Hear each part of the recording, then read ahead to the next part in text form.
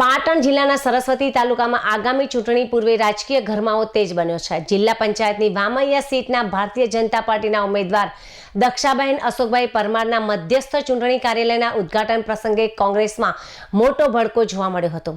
એનએસયુઆઈના શહેર મહામંત્રી જીગર દેસાઈ સહિત કોંગ્રેસના 20થી વધુ સક્રિય કાર્યકરો અને આગેવાનોએ કોંગ્રેસનો સાથ છોડી ભાજપનો કેસરીયો ખેસ ધારણ કર્યો હતો। આ પ્રસંગે બલોચ તેમજ દેસાઈ, રાજપૂત અને ઠાકોર સમાજના 20થી વધુ વિવિધ આગેવાનો ભાજપની વિચારધારાથી પ્રેરાઈને ભાજપ પક્ષમાં જોડાયા હતા।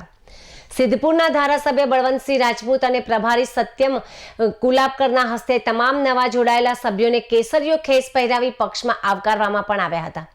વામૈયા જિલ્લા પંચાયત સીટના મધ્યસ્થ કાર્યાલયના ઉદ્ઘાટન પ્રસંગે જ કોંગ્રેસના ગઢમાં પડેલા ગાબડાને કારણે ભાજપની સ્થિતિ વધુ મજબૂત બની છે। સ્થાનિક રાજકીય વિશ્લેષકોના મતે આ પક્ષાંતરથી આગામી ચૂંટણીમાં કોંગ્રેસને મોટું નુકસાન વેઠવાનો વારો આવી શકે તેમ છે, જ્યારે ભાજપના ઉમેદવાર દક્ષાબેન પરમારનું પલ્લું ભારે દેખાઈ રહ્યું છે। આ કાર્યક્રમમાં ભાજપના પૂર્વ કેબિનેટ મંત્રી તેમજ સ્થાનિક હોદ્દેદારો અને મોટી સંખ્યામાં કાર્યકરો ઉપસ્થિત રહ્યા હતા અને જિલ્લા પંચાયત વામૈયા સીટના ઉમેદવાર દક્ષાબેન અશોકભાઈ પરમારે વિજયનો વિશ્વાસ પણ વ્યક્ત કર્યો હતો।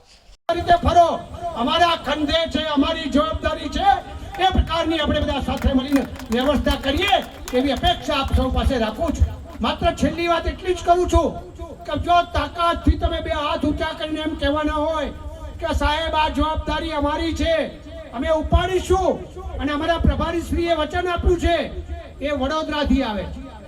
તમે કલ્પના કરો, છેલ્લા 2 મહિનાથી અહીં કામ કરી રહ્યા છે, એમને જ્યારે અપેક્ષા રાખી છે કે હું વિજય સરઘસનું તમને આમંત્રણ આપું છું।